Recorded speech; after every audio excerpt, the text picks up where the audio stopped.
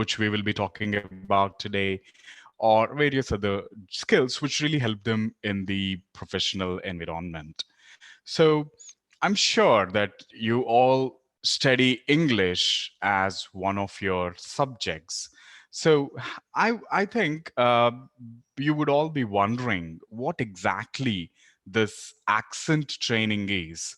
Well, before we get into that, let's first of all understand what accent in reality is. Let me just share my screen. Sir, can you just give us 1 minute? Yeah, This is Rameshwar. sure. Yeah. Hi, kids. Okay. Very good morning to all of you. And on a Sunday, you people are here participating in this accent training and the followed up other events. So accent is like, okay, very key thing. Okay, which of course in Indian scenario, people who can speak well and okay, who can narrate things well and in a and with proper accent are very much what I would say respected, and also people like listening to the crisp and very simple English if somebody can speak. So all of you know that. So that's the reason we are conducting this accent training so that kids can improve their accent. And the accent, if you can adopt in the childhood itself, that would be a great thing for all of you. So today we have Adi. Adi is a actually he works for one of the MNCs. Okay, where he is like okay, handling the analytics and other things. Before that, he was training L&D. Learning and development head for Tanla, and before that he was with Nova Solutions. He was handling the action training for a lot of customer care teams and technical support teams, all that. So it's a great opportunity for all of you. And like all of you know, in US also there is a competition called Spelling Bee. In fact, the video or audio that's played right now is from the Spelling Bee competition from US, where okay, one of the 10-year-old kid from India won the competition. And you can also know, if you want to know, you can visit some videos online where Wukoti, I think okay, his name is Anush Okoti or someone from India, who is a 6-year-old who participated in the spelling bee competitions and have become very famous. So this is a good opportunity for you people. I wish you all the best. Now sir will take you through the accent training. Thank you. Thank you, Rameshwar sir. So again, good morning and welcome to this session. So rather than calling it accent training, I prefer calling it accent neutralization. And we will get to why accent training is often also called accent neutralization in a bit. But before we even start with, this whole accent training or accent neutralization, let us first of all understand what accent is.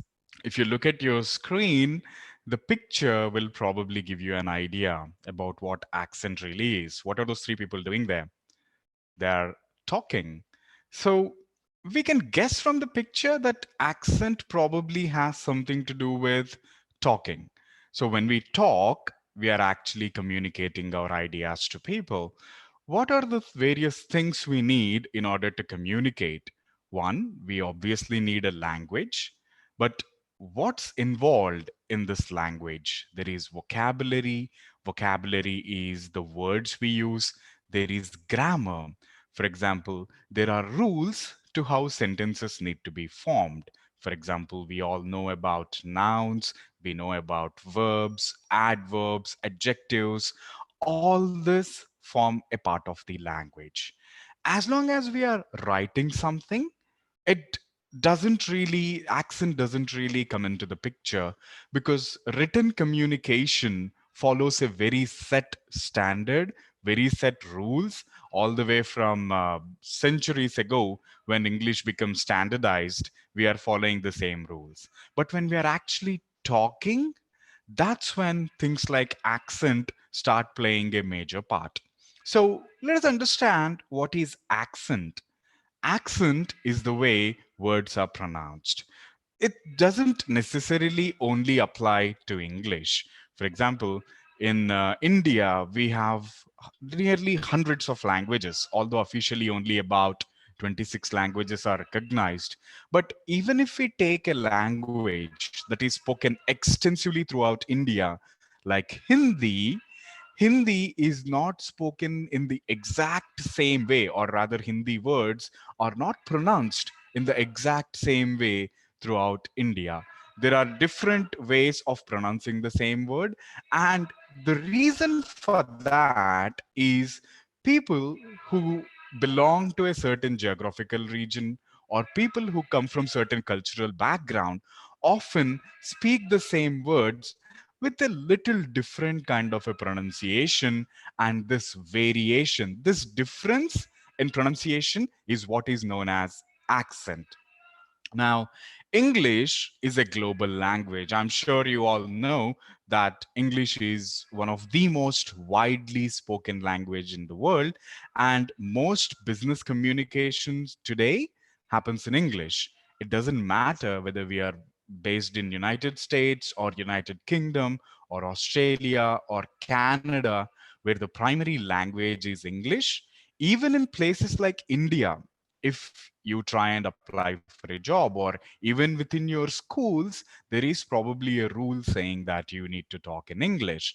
And if you look at, say, places like Philippines, we then go to France, Belgium, Sweden, although they all have their own mother tongue or first language, English is taught in schools and is spoken extensively throughout the world. Some of the more major accents we have in English are obviously Indian. Did you guys know that Indians are the most populous, or rather, India has the highest population of English speakers? It may sound weird, right? I mean, none of us have learned English or English as our first language. It's not really our mother tongue, but there are more English speakers in India than even a country like United States.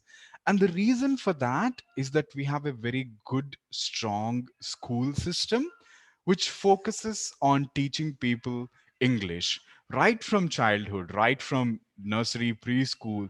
We all start by learning A, B, C's, and eventually we start learning A for apple, B for ball. In addition to our mother tongue, it's not just about ante, amma. We also talk about A is apple, B is ball. And most of our kids go through schooling in English medium, where even subjects like science, social, mathematics, all these are primarily taught in English. Since we spend a lot of time in school, I mean, a child spends about 12 years to 13 years in school, and then they spend another 6 to 7 years in college. All of which, during all this time, we are learning everything in English, which is why we have a very high population that speaks English. So, one of the most prominent English accents we have is Indian accent. Then, probably the most popular English accent is American. I'm sure we all must, watch cartoons which are generally made by Disney or Warner Brothers, or even cartoons we see on Cartoon Network, Nickelodeon. All these cartoons are generally made in Hollywood, which is located in California, US. So if you look at the English versions of these cartoons, the accent, the way people are talking in these cartoons would generally be American accent. Then we also have Canadian accent, Australian accent. So I'm sure there are a lot of cricket fans here, and you guys must watch the presentation ceremonies after a cricket match, where generally Australian people, when they win man of the match, or their captain is called up to have a word, they generally talk in that Australian accent. It has a very sing song. They generally tend to drag words, and they tend to say might a lot.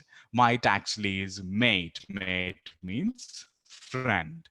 Then, of course, we have British accent.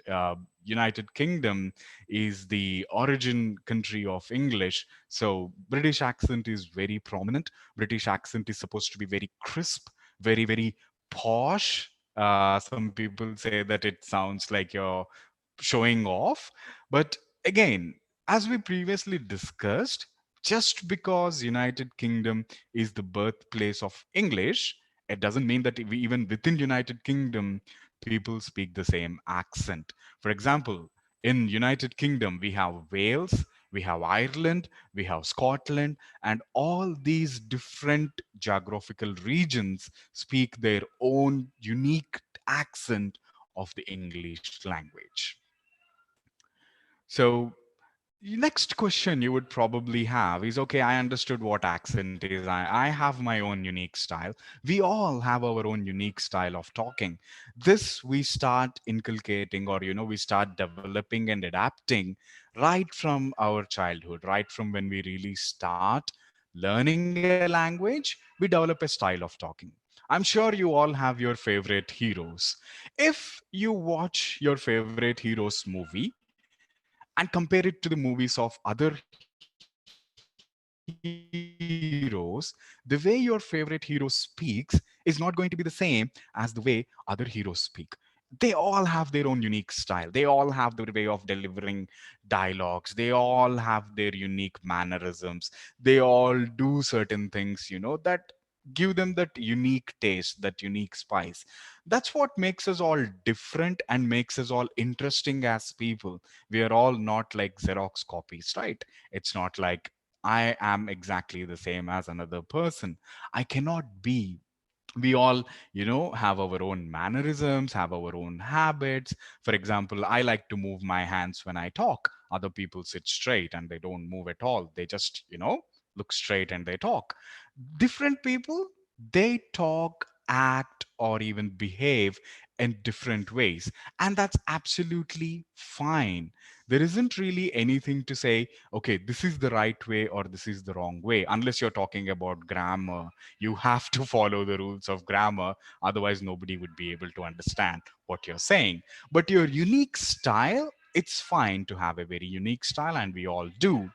But then you should now start getting a question. You're saying, hey, it's fine for me to be myself. It's fine for me to have, my own unique traits. It's fine for me to be myself.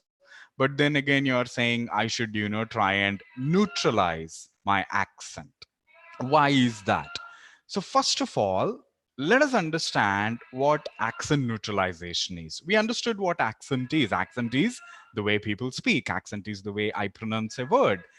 But as we just now discussed, the way I pronounce words or the way I speak will not be the same as somebody else speaking. Now, in written communication, as we already discussed, if I were sending an email, there won't be any problem.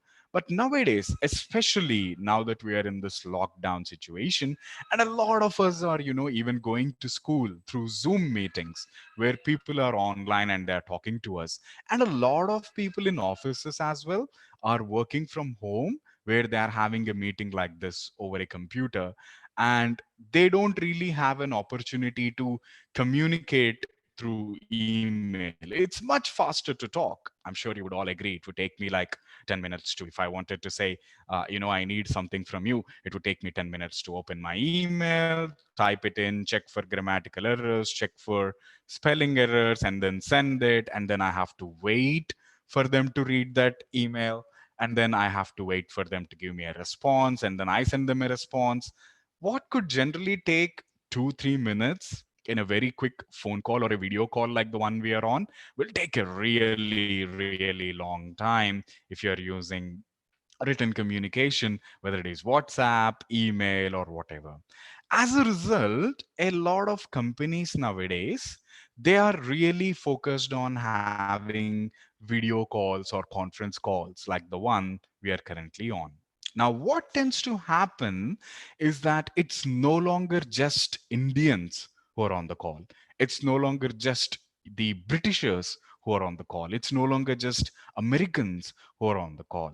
For example, if you look at High Tech City, the High Tech City region in Hyderabad, most of the companies that are working there don't just work for that High Tech City region, or they don't just work for Hyderabad, or they don't just work for Telangana, or they don't just work for South India.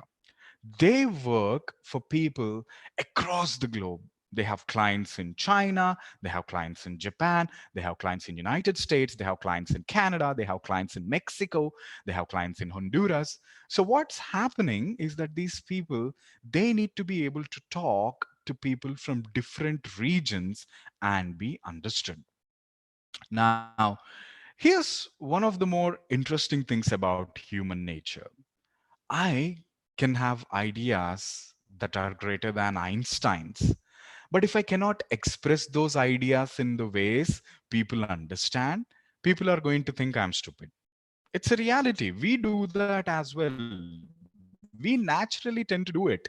So let us say there is this kid, or somebody who who doesn't talk anything that makes sense to you. It wouldn't matter if he's talking the greatest thing in the universe. If you don't understand him, you're going to think he's stupid. And the problem when you're working in like a global environment, or the problem when you're talking to audience who are from different parts of the globe, is that although we are all speaking English, we are all speaking it differently. And because people are not used to hearing this new way of speaking English, they get confused, they don't understand. And that's where this whole, prejudice, or rather a preconceived, or rather a pre-built idea starts coming in, that hey, this person I'm talking to, he knows nothing, man, because he cannot communicate effectively. That's what is going to start happening. That's why we should start focusing on neutralizing our accent. So what exactly is neutralization? So the way different people speak English is different, as we already established. But when you want to communicate with a global audience, right, you need to have a standard way of speaking and pronouncing words. Let us say you're talking to somebody who is in Australia. You can try and adopt an Australian accent, right? But let us say you're talking to a guy in America. Well, now you're going to have to really drag your words, and you're going to have to talk as if you're chewing gum. It's going to get really confusing very quickly if you have an Australian and an American in the call, and you're trying to talk in American accent to the American and the Australian accent to the Australian. You are eventually going to talk in American accent to the Australian and the Australian accent to the American, and nobody would really understand anything. Second thing, there is this thought that people who use accents excessively are putting on a fake accent. It comes across like they're just trying to show off how great they are at speaking English. So your accent doesn't really determine how great your content is. Your ideas, the way you are able to communicate those ideas, the way you're able to put them into words, helps communicate them. And as long as people understand it, it's fine. You don't really have to put on an accent. So a neutral accent is the one, the kind I'm currently speaking, which no matter where the speaker is from or where the audience is from, they would all be able to understand what is being said. So let's take a look at a very interesting graph here. So I was talking about how English is the most spoken language in the world. If we look at just the first language, right? We all learn English as a second language in school or a third language. But if we just look at first language, that is people who learn English as their mother tongue, the way we learn Telugu or Hindi or Marathi, the way people like that, the number of people like that in the world in 2017 was 372 million people. So there are 372 million people who probably never really learned any other language other than English. We learn multiple languages. We learn our mother tongue. And if it is not Hindi, we learn Hindi and we learn English. Why do we learn these other languages? Hindi we learn because it's our national language. If I go anywhere in India, I would need to be able to communicate with the people there. That's why I learn Hindi. And I learn English because, as we just discussed, the English is the third most spoken first language in the world. And if I want to get into business or do anything in an IT company, or even chartered accountancy firms and law firms these days are increasingly dealing with people who are in US or Australia who probably only know English. That is why I would need to learn the English language, and I would also need to be able to speak the English language in a very crisp and clear manner so that I am heard and understood. So now we have discussed all these various accents. We talked about Indian accent, we talked about British accent, we talked about Australian accent. So which exactly would be the correct accent if I wanted to become a global hotshot, or a big businessman, or an international lawyer, or a great scientist, or whatever? What kind of accent should I adopt? The answer is don't adopt any accent. Because, as I said, you need to be, the more people you want to talk to, the less your accent should be, and the more clear your pronunciation should be so that you're understood by people from across the globe. So, don't necessarily try and copy and learn accent you're probably seeing in a Hollywood movie or cartoons. In cartoons, they talk in a very funny way, right? So that's not a great way, or that's not a great idea to try and copy those accents, because if people from that region, if you're talking to people who are not from that region, they won't understand you, and it might even come across as funny. And like we said, sometimes putting on an accent is seen as being fake, and people are not likely to take you very seriously. So there is no correct, or there is no unique standard accent. Just because United Kingdom is the originator of English doesn't mean British accent is the right and accepted accent. It's just that have a neutral accent, have a clear diction, have clear pronunciation, and you should be fine. So far we talked about, what accent is, what kind of accents are there, why you need to have a neutral accent, and the various kind of accents that are available. Now, the next question that you would probably have is, okay, fine. I understand that I need to have a neutral accent. I understand that I need to pronounce words very clearly and, crisply. How exactly do I neutralize my accent? Well, the answer to that is number one, you first of all need to understand how native speakers speak English. So, who are native speakers? Natives, or rather, who are natives? Natives are people who were born in a particular region and who live there. So we just saw that graph, right, where it was talking about there are 372 million English language speakers who speak it as a first language. So if you really want to, understand the various accents, start consuming, or rather start watching programs that are made in those particular regions. One good example would be BBC. BBC puts out a lot of amazing content. You probably know BBC as a news channel, but BBC also does a lot of documentaries. And BBC is an amazing example of neutral British accent. Those presenters, they still have a bit of a British accent, but they try and neutralize it, because BBC is not just watched in UK. BBC is watched across the world. Excuse me for a minute.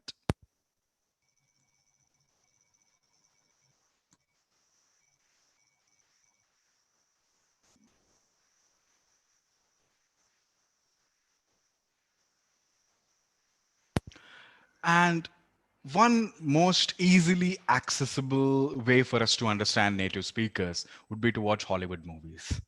Uh, I think a lot of us must have seen the Frozen movie.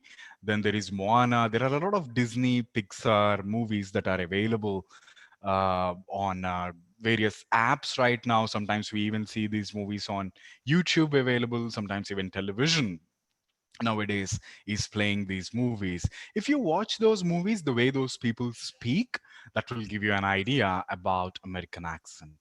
And I'm not sure if you people are aware, but there used to be a really, really interesting animal documentary series on Animal Planet channel called The Crocodile Hunter. So this was conducted by a great conservationist. Conservationist is a person who wants to protect nature, who wants to protect animals. So this show was conducted by a great conservationist called Steve Irwin. And Steve Irwin was an Australian, and he had such a wonderful, funny, and really interesting Australian accent. So if you get a chance, look up Crocodile Hunter on YouTube. That should help you understand how Australian accent sounds. And Canadian accent is, very similar. You can look up news articles, or rather news clips from the Canadian Prime Minister Justin Trudeau. Right now, there are a lot of these world leaders who are making statements on a daily basis. So if you just look at that, you can understand what Canadian accent sounds like. So why are we studying all these accents if we don't want to copy any of them? The answer for that is very simple. We need to understand how different people pronounce the same word. And we need to mold ourselves in a way, we need to train ourselves in such a way that when we pronounce the same word, we are going to be able to be understood by people from all these regions. So I'll give you an example. Let's try and pronounce these words that are on the screen. So the first one should be very obvious. We've been talking about it all this time. It's accent. And if you accent is the neutral way of saying it, or rather, something that most people understand. If you were in southern US, people might say, oh, it's accent, and Australians might say accent. So although the same word is pronounced differently, the best way to keep it neutral is to say accent. Then we have something ascent. So ascent is the act of rising up, or to grow. Then this is a very interesting word. Okay, we all would probably call it today. And that's how we are taught in schools. That's how our parents say. We all say today. Our teachers say today. But Australians have a way of saying day as die. So we talked about might, right? Where they say mate as might. So they say to die. And it creates some confusions. For example, he's going to the airport to die. Why is he going to the airport to die? I think you go to the airport to, fly to a different country. Why is he going there to die? But if you don't understand Australian accent, you would be confused thinking, why is he going there to die? He's actually saying he's going to the airport today. So that's the problem if you do not understand the accent, or, if you try and add your own spice to words, that causes a lot of confusion. A Britisher would completely be freaked out by why is somebody going to the airport to die? This is another interesting word. So most of us know this word as issue with the hard sha sound, like she or shape. But Britishers actually pronounce this as issue. There is no sha sound. They just say it like s, like snake or cell. So if you hear issue and not issue, don't get confused. It's just the British way of pronouncing the word issue. Now, there are multiple ways to pronounce this word. Americans call it schedule. There are other people who say schedule. It's fine, but generally, schedule is the pronunciation most of us hear and understand across the globe. Then this is an interesting one. So the reason, you know, Sir, accent. may I just, I mean, it would be great, I think, okay, if you can just ask the kids to, okay, Mhm, pronounce these things and, okay, they would also get involved. That would sure, be great. Okay, so yeah. sure. If somebody wants to answer, then if somebody wants to try and pronounce these words, please go ahead. Srinath, I mean, you can unmute, I mean, like volunteers are the kids who want to try out. Kids, all those who want to answer, please raise your hand. You can unmute like maybe 3 or 4 people at a time. And they will try the particular words. I mean, let it be the Rishika, last you can one. answer.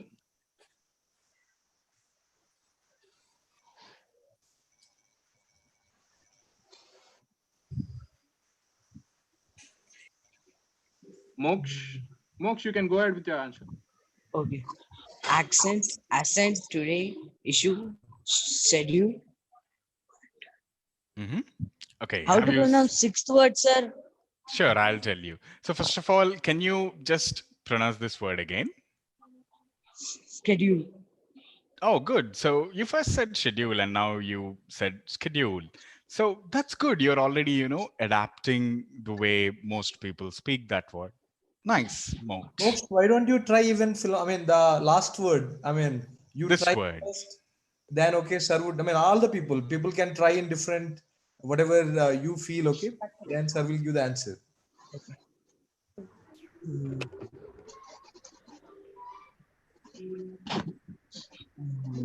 Accent. Anirudh, do you want to try? Ascent, ascent, today, issue, schedule, philanthropy. Good. That's a really nice pronunciation. Philanthropy. Thank you, sir. So philanthropy. So Thanks, sir. even though there is the TH, we still say philanthropy. So do you guys know what this word means? Philanthropy. Probably. Probably. Okay. Any other guesses what the word means? The act of giving, donating money. Okay, good. That's a pretty close example, pretty close definition. Anyone else wants to try? I'll give you a hint. Can I try? Mhm. Can I try? Yeah, please. Ascent, First word. Did you say accent? ascent, and ascent. Today, Okay. issue, Good. schedule, Good. philanthropy. Philanthropy. Okay. So this is actually pronounced as philanthropy. And someone said that it's the act of giving money. And they are in a way right. So to get the exact meaning, I'll give you a hint.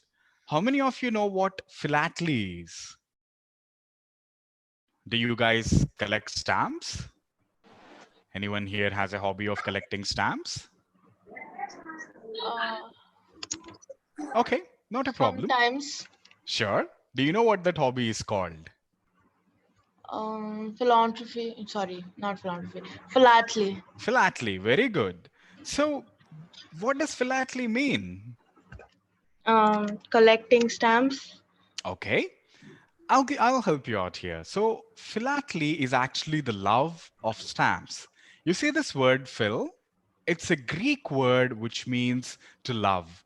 For example, we also have philosophy. Philosophy means Sophie is study. So the love of study is philosophy. So here, now let us take a look at how to understand this word. We previously were hearing the spelling bee, right? Where they were asking, okay, what is the meaning of this word? When they hear a new word that they don't understand, they asked, okay, what is the meaning? And this is why they are doing it, because they understand parts of the word at least. As we already discussed, philos or phil comes from Greek, which means to love, and anthropy means the human race. So somebody who loves the human race. So somebody gave the example of giving money to charity. Why do we give money to the charity?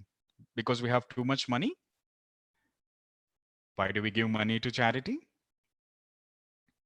Why do you help someone? Why do we help anyone? So can I speak? Yes. Sir, Yes.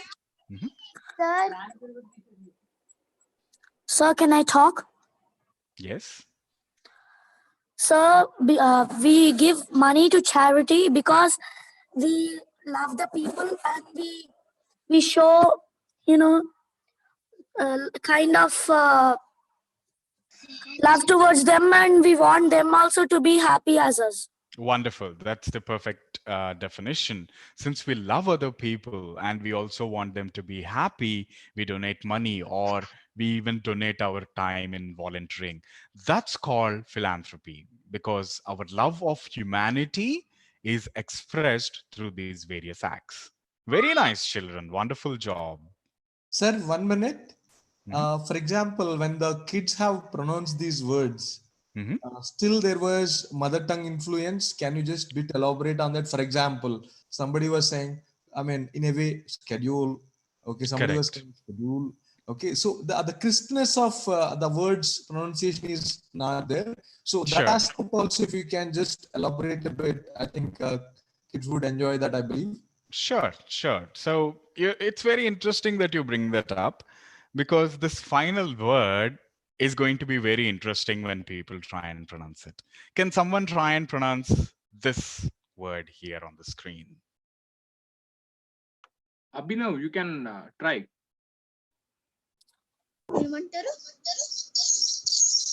You never seen this word? Sir, thank you.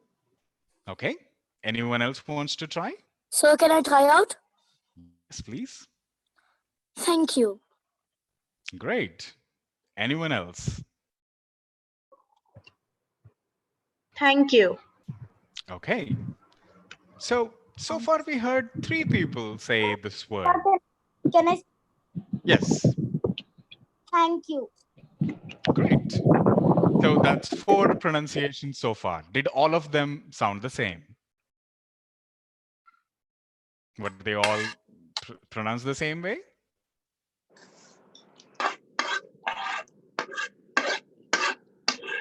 Okay, I'll answer. So the second pronunciation said thank you, whereas everyone else said something like thank you. The reason for this is you see this TH sound? It does not exist in any Indian language. The closest we have is the alphabet, or rather the sound the, or the strong the. We don't have this particular sound which exists in English, which is actually uttered as th, th. It's a breathy sound. We actually pinch our tongue between our teeth and then we try and force air out. So it's not the or the, it's not thank you or thank you, it's thank you. So do you hear that difference? Thank you, thank you, thank you, thank you. This uh, sound, it doesn't exist in any Indian language as far as I'm aware. And this is exactly what is known as mother tongue influence. When we learn a new language, we all start by first of all learning our mother tongue, right? My mother tongue is Telugu. And when I first, for most of my life, for nearly 20 years, I used to say this word as thank you, because I did not know that this is not the only reference I had. I was literally like, writing it into Telugu from English and saying, okay, thank you. But that's not the way to say it. The Americans, or rather the native speakers, say thank you. If you observe, for example, any sports commentator or any interview with native speakers, notice very carefully how they say this. They say thank you. So is that clear? Any questions on that? That's great, sir. Thank you. So thank you. So nice. Thank you. Thank you, sir. So I'll give you a tip Thank you. about how to say this, okay? Just hold the tip of your tongue, this piece, just hold it very slightly between your upper and lower teeth. Don't bite on it. Don't do that. Just very slightly. The tip of your tongue should be touching your upper and lower teeth like this. And then just try and force air out, and it should come out like this. Thank you. Thank you. You see that? Don't bite on your tongue. Don't do it too hard. Don't hurt yourself.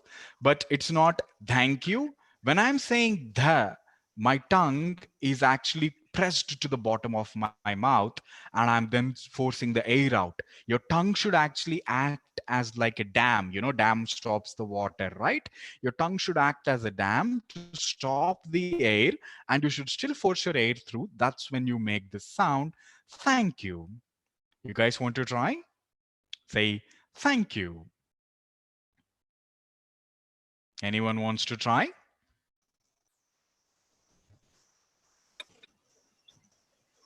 So just to, showcase background of like MTI, maybe you can just ask kids to try out even philanthropy. I'm sorry, your voice broke up. How about trying the sixth word? Kids to try it out without mother tongue influence. This one. Sixth one, yeah. Sure. You mean this one? This is the sixth word, right?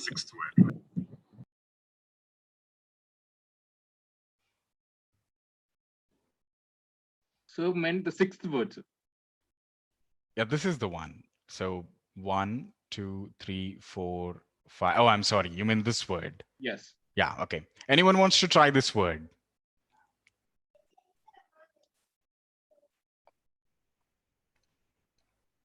Abhinav, you can go ahead. Try out.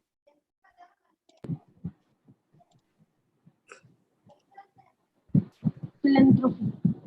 Philanthropy. Philanthropy. Okay. So see, Philanthropy. nice. That was a nice pronunciation. See, this is the hint. This sound is similar to this sound. So it's philanthropy. So the same way we are saying thank you, we say philanthropy. And another very interesting thing about mother tongue influence, in most of the Indian languages, we have the sound pa or we have the sound fa. Similarly, we have the sound ta and we have the sound ta. But in English, P, when it is, not followed by, oops. So in English, when it is not followed by anything like H, this P is actually pronounced as P. It's not pronounced as P. P is how, we generally say pa is how we say in Telugu or Hindi, but it is actually pa. You have to, build up the air and then say it with as if, you're creating an explosion. These words are called plosives because we say them with explosive force. So this is actually not pa, this is pa. Similarly, this is not today. That's not the ta that we say in Telugu or Hindi. This is today. Whenever I say ta here in English, I'm again creating an explosive way of, breathing the air out. So anyone wants to try these two words? Do you want to try to pronounce this word? Someone wants to try that word?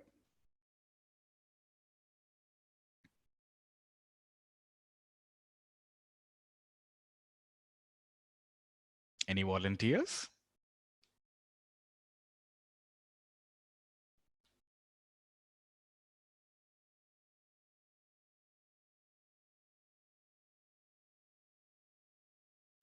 Okay. So if you have any questions, do not hesitate to ask them. And Rameshwar, I think they will also have an email that they can reach out to if they need any clarification Yes, sir. or they want to join up. They can post their doubts at advisors@skillmonks.com. So everyone, please make a note of that email, advisors@skillmonks.com. So if you are interested in learning more about language, you're interested in learning more about how to pronounce certain words, if you're more interested in accent, definitely go ahead and send out your queries to advisors@skillmonks.com. Okay, so now let's do something fun. We all know tongue twisters, right? So the most common one I keep hearing is she sells seashells on the seashore. So look at how that sentence plays on the alphabet S. It all starts with the alphabet S, but all the words are not pronounced the same way. She sells seashells on the seashore. When we try to say it really fast, we sometimes trip up and we say seashells on the seashore. But in reality, seashells on the seashore is the way we need to say it.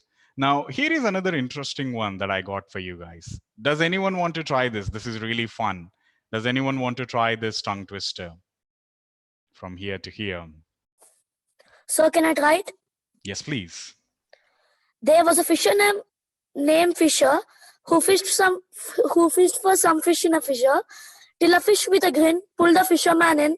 Now they are fishing the fissure for fisher. Nice. So now try saying it really fast. There was a fisherman named Fisher who fished for some fish in a fissure, till a fish with a grin pulled the fisherman in. Now they are fishing the fissure for the fisher. Perfect. That's so wonderful.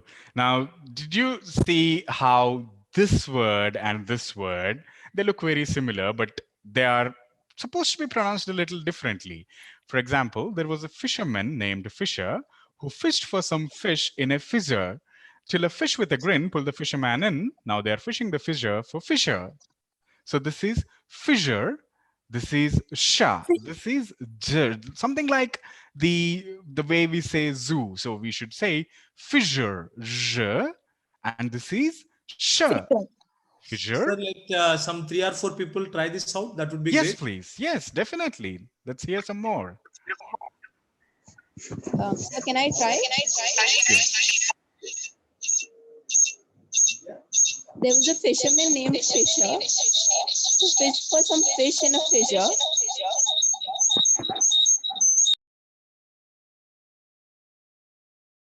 It looks like there's a lot of echo.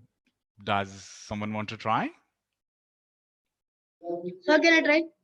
Go on. There was a fisher named Fisher who fished for some fish in fissure, till a fish with a grin pulled the fisherman in. Now they are fishing the fissure for fisher. See, how did you say this? Now they are fishing the fissure for fisher. This is now they are fishing the fissure for fisher. So try and say the sentence again. Now they are fishing the fissure for fisher. Better. So now they're fishing the fissure for fisher. So this should be the ja sound, and this is the sha sound. Does anyone else want to try this? Kids, some of you already have that mother tongue influence. So it's ideal if you can overcome that. There was a fisherman named Fisher who fished some fish in a fissure, till a fish with a grin pulled the fisherman in. Now they are fishing the fissure for fisher. Okay, so here when you said this fissure in the second sentence, you said fisher. So as sir was saying, go on, sir. Ramesh, sir, you were saying something. In the people who participated in the last 3-4 conversations, most of them have that mother tongue influence. Right. So it's for example, the last one has heavy MTI. We call it MTI, mother tongue Correct. influence. So, and the previous one was also having, medium or, medium plus MTI. And the first one is, okay, definitely good. But okay, he pronounced certain things wrong. Right. I think, okay, so the idea should be kids, it's definitely people are doing good job, but at the same time, you need to the possible extent, we need to get away from the MTI, mother tongue influence. Otherwise, I hope all of you know, for example, South Indians have one accent and North Indians have one accent and people from Bihar have one accent. So you must neutralize your accent because people respect that. It's like, okay, when Correct. you go to any conferences or when you, when you go to graduation or higher studies, this matters a lot in commanding the respect. So I suggest all of you to get over that. Okay. With this, I again hand over back to Adi sir. Yeah. Sure. So that's a very good point that Rameshwar sir brought up. So one problem I would say we all have is that we are all used to hearing English spoken in a certain way. We are all used to English being spoken with a Indian accent, for lack of a better option. So we don't really realize how much of an influence our mother tongue is really having on our pronunciation. For example, I'm sure when most of us came to this word, we all said till a fisher. It should be till. So we all said "t." So I was talking about how in most Indian languages there is "t" and "t," but in English it's always "t." So when we came to this word, most of us just said "till a fisher," "till a fisher." It's actually "till a fish." So those kind of things we don't notice, and even the people around us, our peers, they probably don't notice. But when a native speaker is, hearing you, for example, let us say you want to apply for a foreign university. Nowadays, most universities are conducting an online interview. You guys know that, right? Where they try and understand whether you will be a good fit, whether, they want to invite students from a different part of the world to their university. And when those people are used to hearing English language a certain way, it doesn't matter whether an Australian or a Britisher or a Canadian or an American is pronouncing this word. They all say this as till. But only when it comes to, say, Indians or some other South Asian or Southeast Asian languages, even we all say till, because we are not used to pronouncing this as till.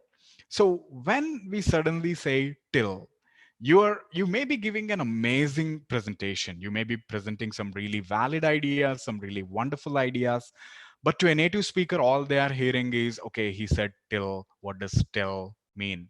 And then they are thinking about thank you. They are not focused on what you're saying, or they are more focused on how you are saying it. And what that does is sometimes it takes away your opportunities. Even though you may have an amazing idea, if people do not understand you, they're not going to take you seriously, which is why it's important. And this sound, as I said, it's not American accent, it's not British accent, it's not Australian accent. T is exactly how it should be pronounced in English. And that's what accent neutralization is all about. People in accent neutralization do not learn how to talk like an American or how to talk like an Australian. They learn how a word is to be properly pronounced. They learn each individual sound to be pronounced the right way. Because if I speak to an American, and by the way, I do, as part of my job, I daily talk to people in USA, I talk to people in Canada, I talk to people in Australia, I even have a few people in Honduras. Do you guys know where Honduras is? Does anyone know where Honduras, the country Honduras is? Anyone in the group knows where Honduras? Have you even heard of the country Honduras? Yeah, Radhika, do you know So is where it in Central Honduras America? is? Yes, it is in Central America. So you guys know Mexico, right? So it's south of Mexico, but not all the way south that you go to Brazil. So there is this really tiny piece of land that connects the North America and South America. If you look at the atlas or the map, so the tiny piece of land all the way until it widens out in South America, that place is called Central America. And I have clients who are from Honduras, so I talk to them. And when I'm talking to these people, the focus, I mean, I obviously sound very different to how they sound, or rather their friends or family sound.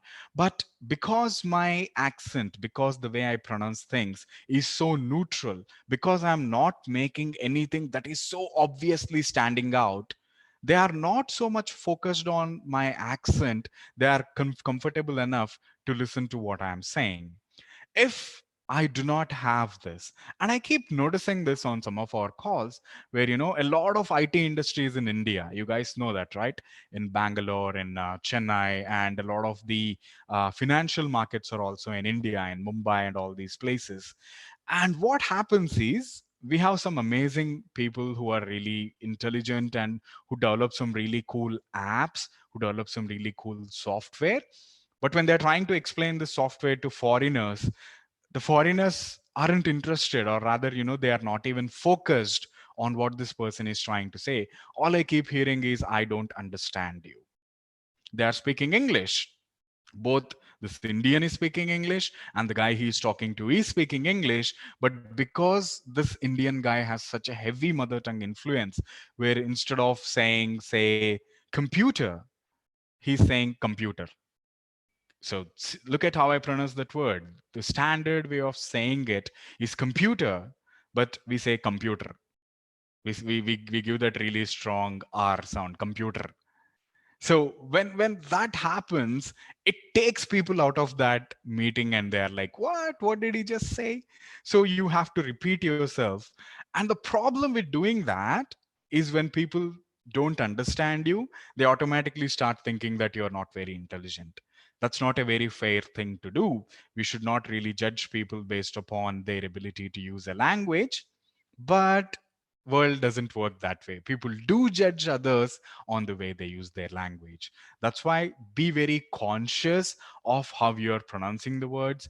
Identify where your mother tongue is influencing the way you're pronouncing certain words, and then you will be all set. Whether you want to join a multinational, whether you want to join an international university, or you want to eventually have a wonderful job in a multinational corporation, neutralizing your accent, taking away that mother tongue influence is very important. All right. So any questions so far?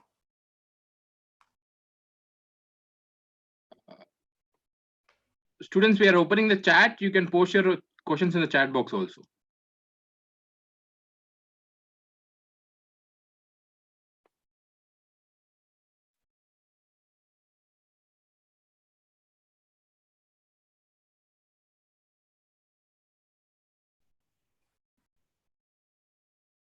I see a lot of people saying hi. Okay, no questions? Yes, like Ananya is saying, even my accent is different. Definitely. So as I said, everybody has their own unique accent. I'm not really going to be sounding like a Hollywood actor, or I'm not going to be sounding like a BBC news reader or a sports commentator.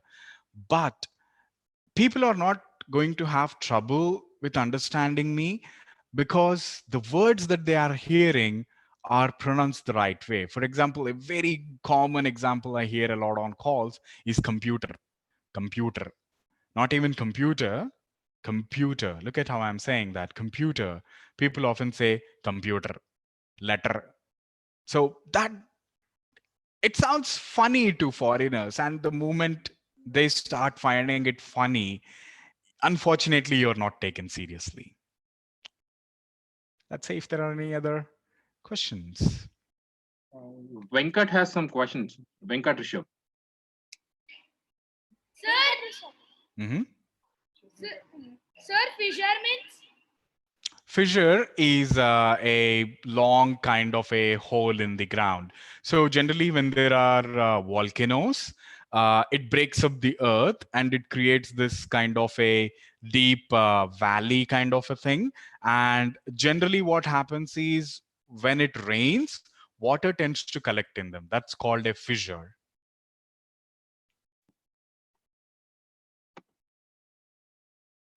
Any other questions?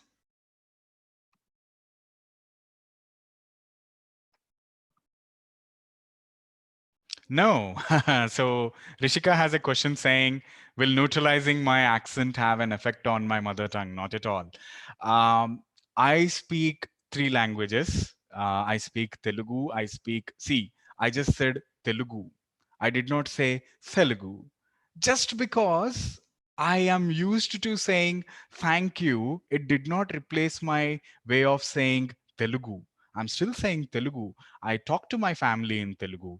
And whenever I go out to the shops or, I daily converse in Telugu. The way I speak Telugu or the way I speak Hindi is not affected by the way I speak English.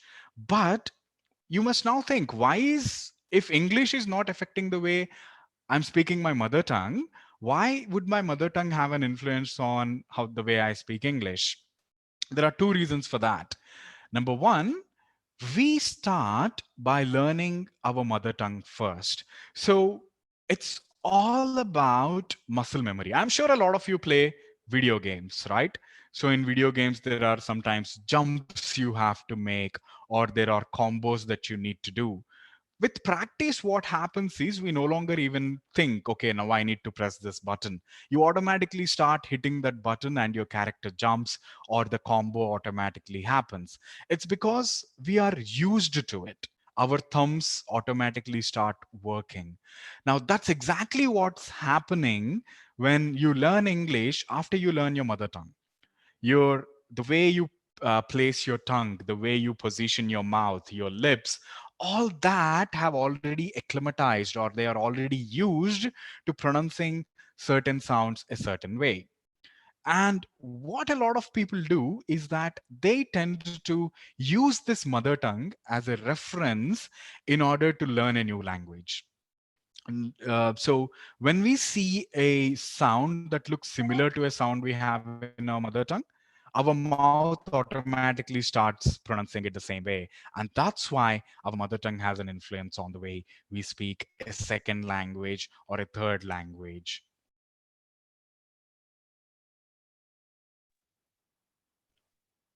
So any other questions?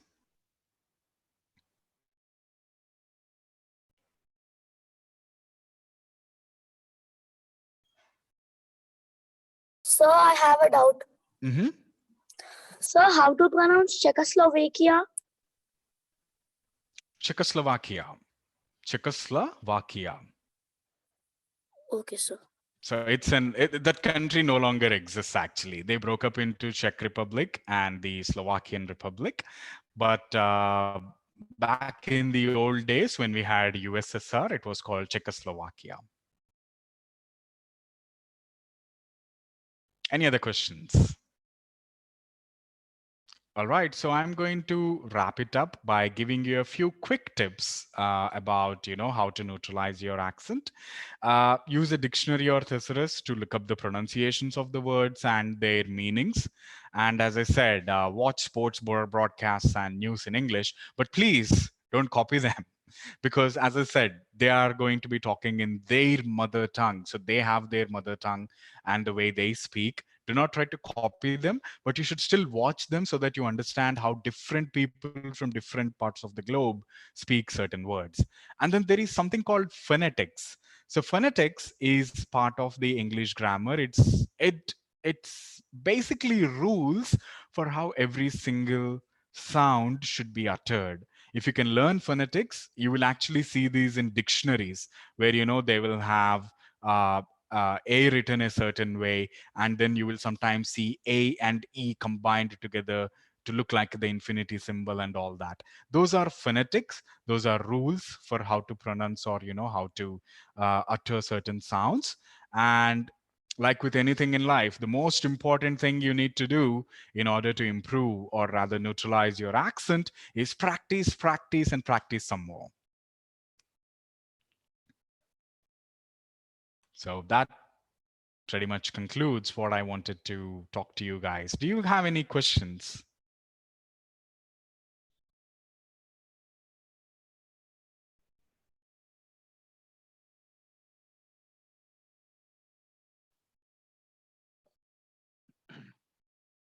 So let's once play the audio file, Sure. puzzle audio files. Sure. So they're going to be playing an audio file. Let's all mute our microphone so there is no echo, and let's watch it.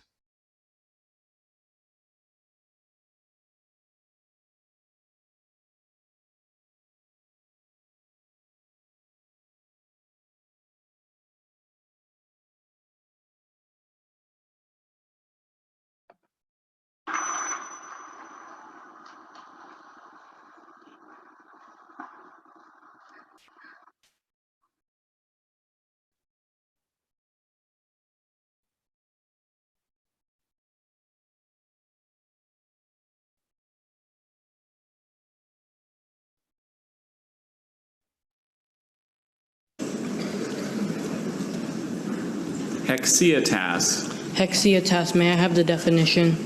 The status of being an individual or a particular nature. Specifically, individuality, specificity, thisness.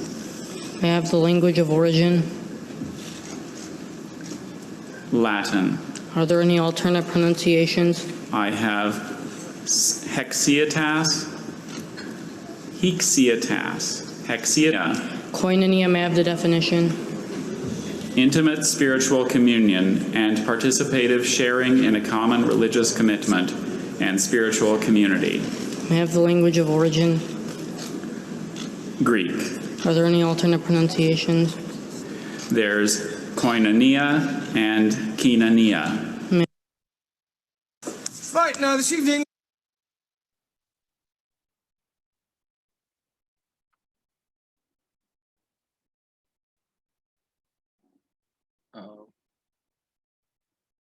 Sir, let's declare the answers, sir. Soon we'll be declaring the winners too.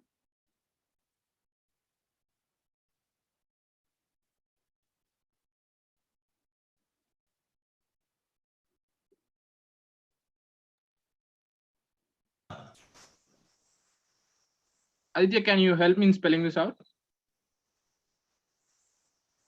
I'll just do that. Okay.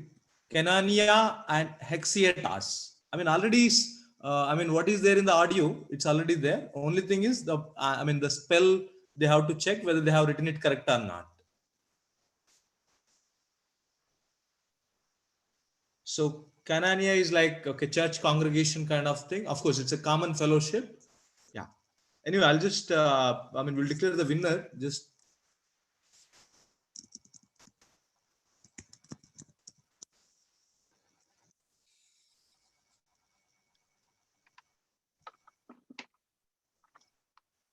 And any queries, you can post it at advice@skillmonks.com. Kids, I just want to inform that anybody who wants to undergo the accent training program, the program will be starting in the first week of May, and it's going to be like 20-hour program. Okay, the fee would be, anywhere between 3,000 to 3,500 based on the batch size and all that. We're just still yet to decide on that.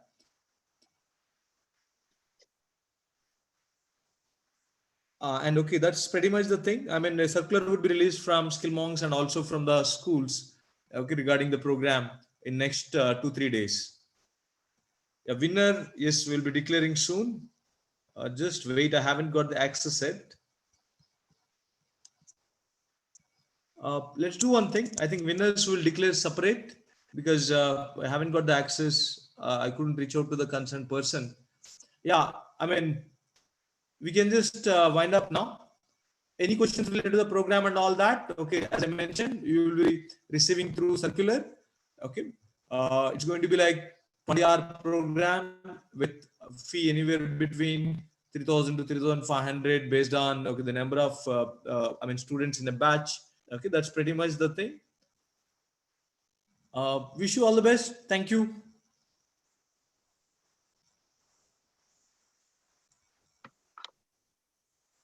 And thank you, sir. Thank you for your time. Thank you, everyone. All the best with your learning. Thank you, sir. Guys, any doubts, you can post it at advice@skillmonks.com.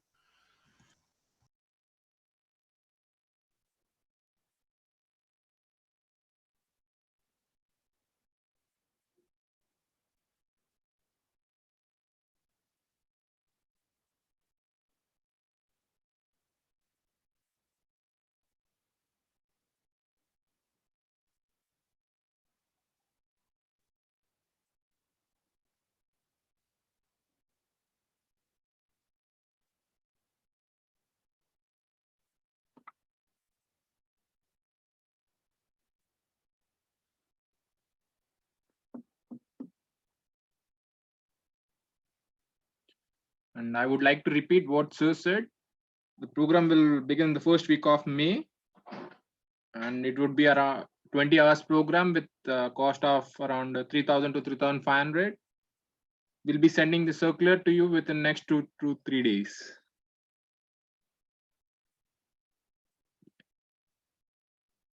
Any queries, you can drop a mail at advice@skillmonks.com.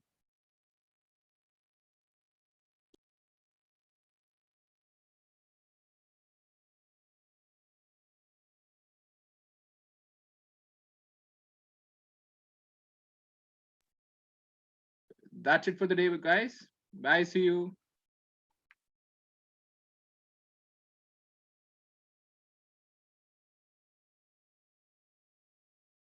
Bye, guys.